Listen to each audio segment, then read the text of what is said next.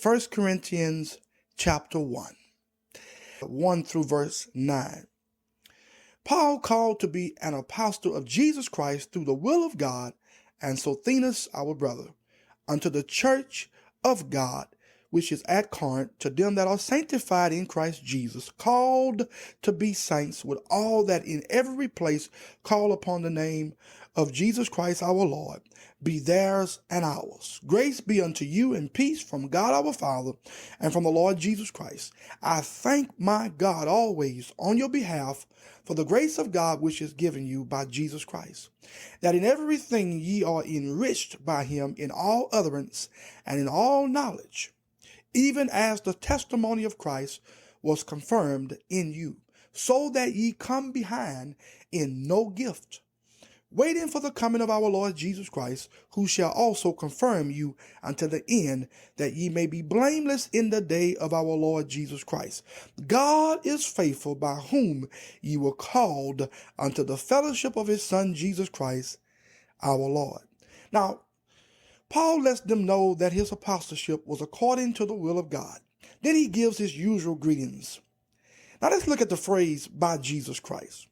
By Jesus Christ would be better translated in Jesus Christ, because it is in Christ that we have all of these blessings.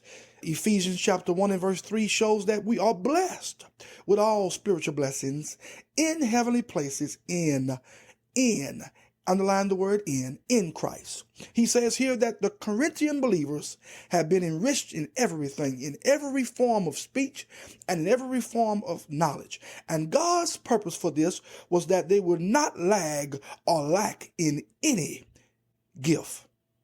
Then he tells them to utilize the gifts until the return of Jesus Christ. Then he tells us that God is faithful. Aren't you glad about that? God is faithful to keep us blameless, which is a life that is above reproach. He will never, ever let us down. Oh, I'm glad about that.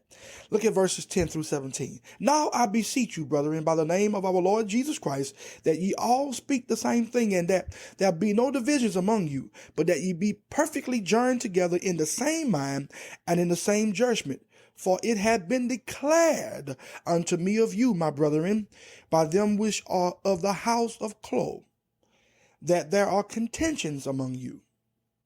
Now this I say, that every one of you said, I am of Paul, and I of Apollos, and I of Cephas, and I of Christ. Is Christ divided? Was Paul crucified for you, or were you baptized in the name of Paul?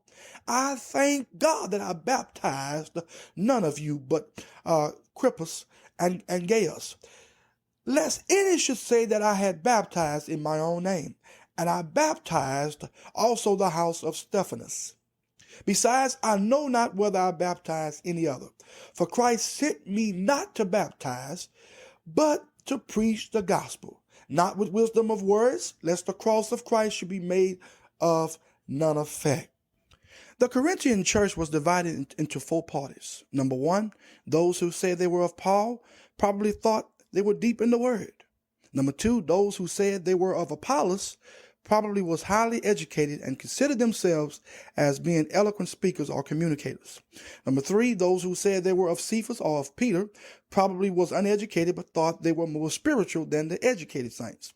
And number four, those who said they were of Christ probably thought they were more saved than the rest.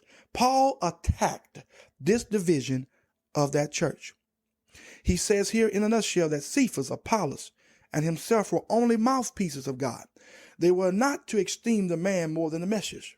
Paul was glad that he had not baptized any of the Corinthian believers. Now, he is not making small or light of water baptism, but is simply glad that no act of his could be misconstrued as recruiting men for himself instead for Christ.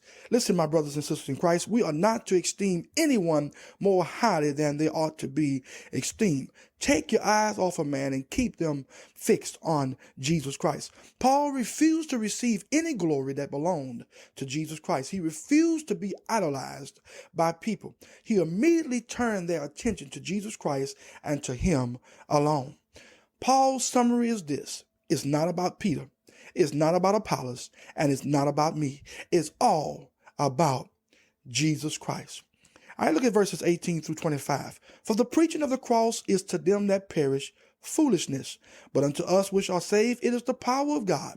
For it is written, I will destroy the wisdom of the wise, and will bring to nothing the understanding of the prudent. Where is the wise? Where is the scribe? Where is the disputer of this world?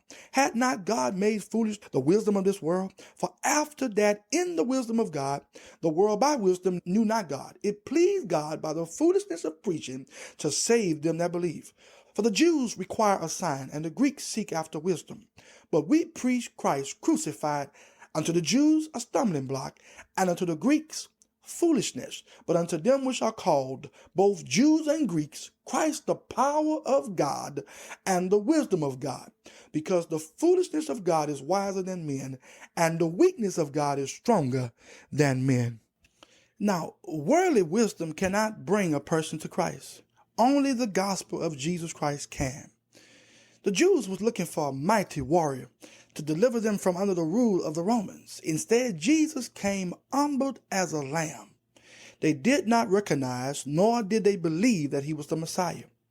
And because of this, the gospel was a stumbling block to them. It was foolishness to the Greeks because it didn't match their philosophy.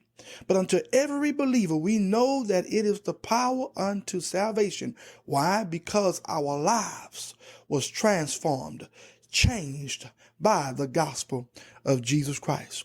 All right, let's look at verses 26 through 31. For you see your calling, brethren, how that not many wise men after the flesh, not many mighty, not many noble are called. But God has chosen the foolish things of the world to confound the wise.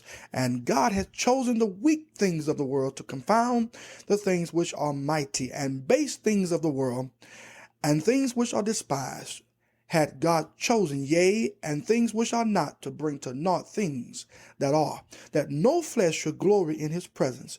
But of him are ye in Christ Jesus, who of God is made unto us wisdom and righteousness and sanctification and redemption, that according as it is written, he that glorieth, let him glory in the Lord. Now we see here that God majors in average people. And he does it that no one can glory in self, that no flesh can glory in his presence. Paul then lists 4 things that Jesus Christ is to us. Are you ready for it? Number 1, he is our wisdom. Number 2, he is our righteousness. Number 3, he is our sanctification. And number 4, he is our redeemer. All glory belongs to him.